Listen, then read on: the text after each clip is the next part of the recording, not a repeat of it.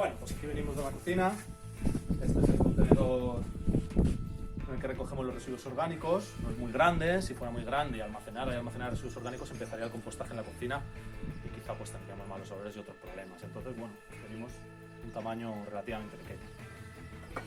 Hay días que se llena enseguida, dependiendo de lo que cocinemos o de lo que hagamos. Otros días pues que tarda algo más, que tarda varios días incluso. Abre la compostera, que debe estar cerrada, ya veremos por qué. Es un tema de conservar la humedad y también para evitar la luz. Y también para la temperatura, para mantener la temperatura. Y añado el compost.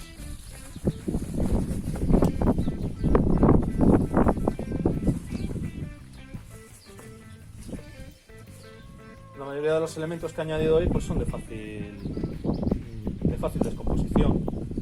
Veis que hay cáscaras de cebolla, de patata, algunas hojas de puerro muy verdes, una cáscara de aguacate, un hueso de aguacate. No siempre, alguna bolsa también de infusión, no siempre, pero resulta interesante de vez en cuando, una vez añadida la fruta, y más si añadís otras cosas, tipo carne o pescado, que ya hablaremos de ello. Hay que revolver porque si yo dejo descubierta esta fruta fresca, el olor que genera va a atraer a muchos insectos, entre ellos un insecto que no es que sea perjudicial, pero que puede llegar a ser muy molesto, que es la mosca del vinagre. Ya hablaremos de ella, mosca de la fruta o mosca del vinagre. Cubrimos los restos y nos evitamos ese problema, que es una de las cosas que a veces se echan para atrás a las personas para realizar el compostaje. Tengo a mano esta horca, existen también removedores que podéis encontrar fácilmente en tiendas de bricolaje. Y cubrimos. Aparte, vamos mezclando. Ya veréis que mezclar el compost es necesario para homogeneizar la mezcla, para que se alcancen buenas temperaturas en toda ella.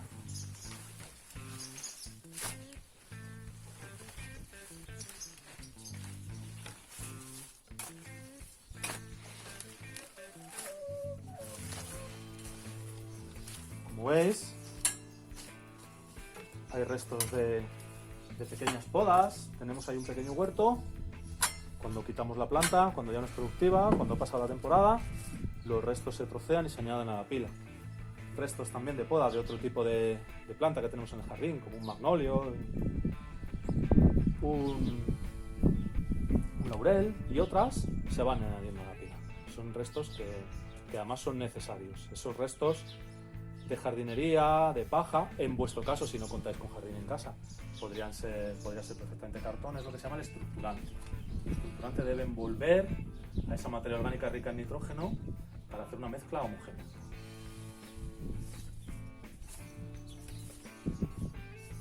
Hecho esto,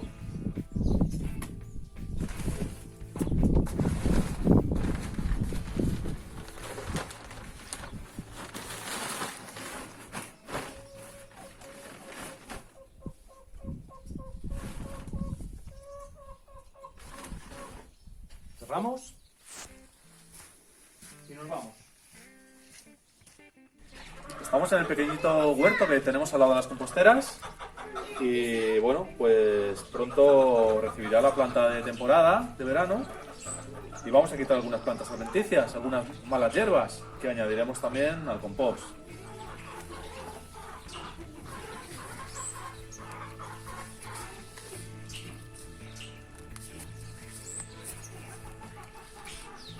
Como veis, la mayoría son ortigas. Las ortigas ya nos están indicando de que el suelo tiene un buen contenido de nitrógeno. Este huerto ya ha sido abonado con compost varias temporadas. Bueno, va teniendo ya una riqueza, se va notando en el color, que va siendo cada vez más oscuro. Vamos a hablar ahora de los materiales que no podemos añadir a la compostera y otros que debemos añadir si decidimos hacerlo con reservas. Entonces se pueden ir realizando pruebas, en cualquier caso, con algunos elementos que podemos tener algunas dudas. Elementos nada o muy poco problemáticos son las pieles de frutas y verduras, como habéis estado viendo también en el vídeo, pues que yo las añado habitualmente a mi pila de compost. No generan problemas, salvo si no las cubrimos adecuadamente, si no la revolvemos de vez en cuando, pues que podamos tener una abundancia de la mosquita de la fruta que, bueno, que pueden llegar a ser molestas. Pozos de café, bolsitas de té, infusiones, eso tampoco hay problema. Es interesante quitar el cartoncito que acompaña a la bolsita de la infusión, o quitar la grapa, porque primero el cartoncito va a tener tintas, ya veremos que las tintas, los papeles con tinta tampoco interesa compostarlos, y esa grapa pues tampoco se va a compostar, no es una sustancia orgánica. Servilletas de papel usadas, sí, no hay problema. Una servilleta de papel blanca con la que nos limpiamos la podemos añadir al compost sin problemas. Cáscaras de huevo, sin problema. Ya decíamos que en algunos suelos, como estos suelos ácidos de la Sierra Oeste o de la Sierra Norte de Madrid, son deficitarios en este nutriente. Hay algunos otros elementos empleados en la cocina que son ricos en calcio, como pueden ser las conchas de las almejas o de otro tipo así de bivalvos, o las conchas de los caracoles, en caso de que os gusten y los comáis, pues esas también se podrían añadir. Normalmente son muy duras, tardan mucho en descomponerse y bueno, pues suele ser habitual triturar para añadirlas. Los restos de jardín, en caso de que tengáis, restos de poda, hojas secas que se caigan de los árboles, restos de la siega de un césped, malas hierbas que arranquemos donde no queramos que crezcan, en fin, todo eso puede ir aquí. Alguna reserva que podemos tener en este sentido es, bueno, pues esa mala hierba está con flor, con semilla. Si le añadimos a la pila de compost y ese compost no alcanza una buena temperatura para desactivar esa semilla, es que probablemente en el compost maduro hecho tengamos esas semillas de malas hierbas y que cuando la añadamos pues nos van a crecer. Ese es el inconveniente que podemos encontrarnos en este caso. Tenemos que decidir entonces si echarlas o no echarlas, o si las echamos siempre tener cuidado de que sea sin esas semillas. Cartones sin tinta, ya hemos hablado de ello. El cartón sin tinta es un residuo generado en casa que nos puede servir a nosotros como materia estructurante, es decir, rica en carbono y que envuelva nuestros residuos de cocina ricos en nitrógeno. Si disponéis de estiércol animal, en este caso disponemos de gallinaza, habéis estado viendo ahí al fondo las gallinas, pues esa gallinaza, una vez que se limpia el gallinero, pues se añade la mezcla, lo enriquece muchísimo en nitrógeno y cada vez que lo revolvemos pues también activamos, hay un montón de bacterias ahí, activamos el motor de compost y digamos que se acelera el proceso de degradación. No siempre disponemos de él, pero bueno, también se puede conseguir, aunque no lo generéis vosotros, se puede conseguir relativamente fácil este estiércol. Paja también se puede añadir, en fin, ese tipo de materiales, pues, todo vegetales, que se degradan de una manera fácil y que no va a generar ningún problema ahora de utilización. Vamos a hablar ahora de los materiales problemáticos, es decir, que se compostarían, es materia orgánica también, pero bueno, pues su empleo hay que hacerlo con ciertas precauciones o no hacerlo, ¿no? Tendremos un poco que decidir y basarnos también en nuestra experiencia que vayamos acumulando. En primer lugar, vamos a hablar de carnes, pescados y lácteos. Son riquísimos en nitrógeno y en principio pues enriquecerían en nutrientes mucho nuestra mezcla. Pero tienen varios problemas. Uno de ellos es que si los añadimos en exceso, no se suelen generar en exceso nunca en las cocinas este tipo de residuos, pero si se añaden en exceso vamos a tener tanto nitrógeno que va a haber muchas pérdidas por emanaciones de amoníaco, ¿no? Vamos a notar ese gas, que además es un gas desagradable al olfato y bueno, ese va a ser uno de los problemas que nos va a generar. Por otro lado también, si los dejamos en superficie y no se mezclan bien, son súper atractivos para los moscardones. Los moscardones viven, ponen sus huevos, se alimentan de carne muerta, los habréis podido ver muchas veces sus larvas en esas carnes que puedan entrar, que nos hayamos descuidado, que puedan entrar en proceso de putrefacción, y vais a ver esas larvas blancas alimentándose de esas carnes y pescados. Esas son las larvas de los moscardones. Por lo tanto, si los añadimos siempre en pequeña cantidad y siempre revolver bien. Ya os digo, tiene a favor que son muy ricos en nitrógeno. Raspas y huesos. Los huesos son muy ricos en calcio y no solamente en calcio, también en fósforo. Y el fósforo es un nutriente esencial para las plantas y bastante limitante, ¿no? en la mayoría de huertos y jardines. Por lo tanto, bueno, pues es interesante añadirlos. ¿Qué pasa? Se compostan, se degradan muy lentamente. Tan lentamente que normalmente añadimos aquí el hueso de pollo y cuando pasamos a la última compostera, en la fase de cribado, no lo vamos a encontrar ahí prácticamente entero. ¿Qué podemos hacer? Se rescata de allí, una vez que cribemos el compost, esas partículas más grandes que no caen, se rescatan de allí, se añaden de nuevo a la primera compostera y después de varias vueltas finalmente acabará compostándose.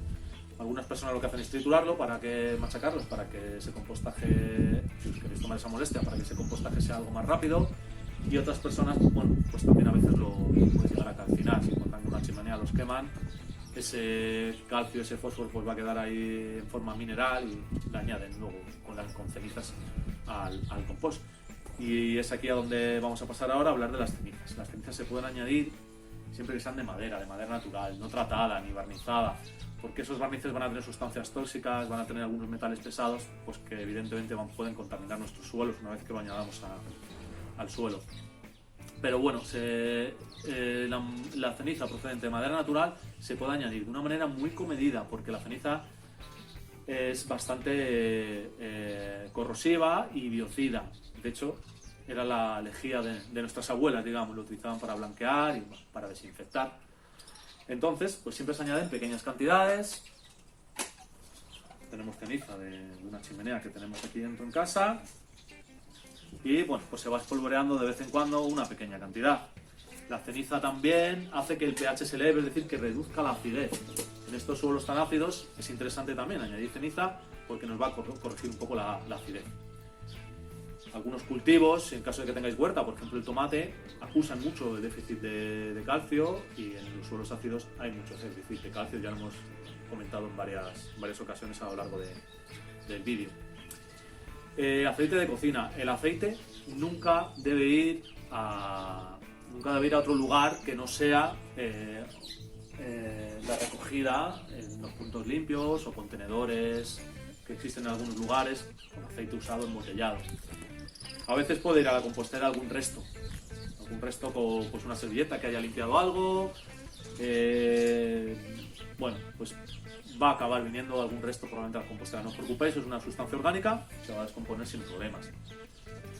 El aceite, si lo añadiremos en grandes cantidades, ¿qué va a hacer? Pues va a formar una película alrededor de los residuos, va a evitar la oxigenación y va a favorecer la aparición de procesos anoxigénicos, es decir, sin oxígeno, que van a provocar pues, la emisión de metano, que ya hemos hablado de él como un gas muy potente de efecto invernadero, muy perjudicial. Por lo tanto, el aceite es mejor que no vaya en grandes cantidades nunca. Cítricos. Los cítricos acidifican también la montaña de compost. Ya hemos dicho que esa acidez puede ser mala y al final la vamos a transmitir a nuestros suelos, que si ya de por sí son ácidos, pues van a empeorar en esa cualidad.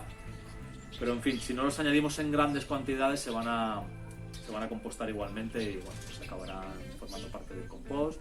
Si corregimos luego esta acidez con cenizas o de otra manera, no va a haber problema. Un problema añadido que tienen los cítricos es que muchas veces en su presentación en los supermercados vienen encerados, se les han dado a veces parafinas por encima, que son sustancias, bueno, pues difícilmente biodegradables y que bueno, pues tienen algo de toxicidad. Por lo tanto, pues hay gente que decide no añadir nunca esos cítricos, o a no ser que sepa que vienen sin tratar. Lo vais a detectar rápidamente en los supermercados, vais a ver esas naranjas muy brillantes, y en cambio pues vais a ver otras con unos colores mates que son más naturales en realidad. Restos de comida cocinada, bueno, pueden contener aceites, eso puede ser perjudicial. Bueno, no hay problema si son pequeñas cantidades, pero pues sí que pueden ir aceites, como os digo, y también, bueno, pues a veces van a ser ricos en sales. Sal, evidentemente, la sal de cocinar, que pueden hacer que la cantidad de sales de nuestra compostera aumente, y eso pues es malo también para el suelo, ¿no? Lo que se llama conductividad, y bueno, pues hace que las plantas no puedan coger los nutrientes ni hidratarse correctamente. Por lo tanto, con el tema de los restos de cocina, pues siempre con cautela. Ya digo que en pequeñas cantidades no hay problema. Pelo. El pelo también es una sustancia orgánica, por lo tanto es degradable, pero ¿qué pasa? Que a veces pues, nos tratamos el pelo con sustancias químicas, no lo teñimos, etc. Podemos estar añadiendo alguna sustancia pues, nociva a nuestro compost. Si nuestro pelo es natural, nunca no lo teñimos ni utilizamos algún producto específico para el cabello, pues no habría problema. Siempre pues ese pelo que vayamos a añadir va a ser en pequeñas cantidades, ¿no? Tejidos naturales como el algodón, la lana, el lino, en pequeñas cantidades también se van a compostar sin problema. Lo que pasa es que, bueno, pues igualmente a veces llevan tintes que pueden ser perjudiciales, o a veces no sabemos muy bien, o hemos cortado la etiqueta, no sabemos si es puramente natural o si esta lana lleva mezclada un poco de poliéster, o en fin, pues todo eso habría que tenerlo en cuenta, porque si no son fibras naturales no debemos añadirlas a la pila. Bueno, y por último nos quedaría hablar de los elementos que jamás deberían ir a la pila de compost, y bueno, para ello quería poneros algunos ejemplos. He rescatado de esta pila, que ya ha pasado por la fase termófila, es decir, ha sufrido las más fuertes temperaturas, etc. He rescatado un par de elementos que no deberían estar en la pila. Fijaros que esta pila es de compostaje doméstico, está súper controlado lo que se añade y lo que no se añade. Normalmente, cuando hablamos de residuos municipales, suelen ser mucho más abundantes, porque no se hace tan bien, digamos, esta selección en los hogares de la mayor parte de las personas, ¿no? Estos elementos que no deben ir a este contenedor, pues se les denomina microbios. Bueno, normalmente, aunque en casa, ya os digo, se tiene muy controlado, bueno, pues hay otros factores, ¿no? Vienen invitados, o los niños en casa que todavía no controlan perfectamente la separación de residuos, bueno, pues a veces se comete algún fallo, ¿no? Os voy a enseñar algunas cosas. Mirad.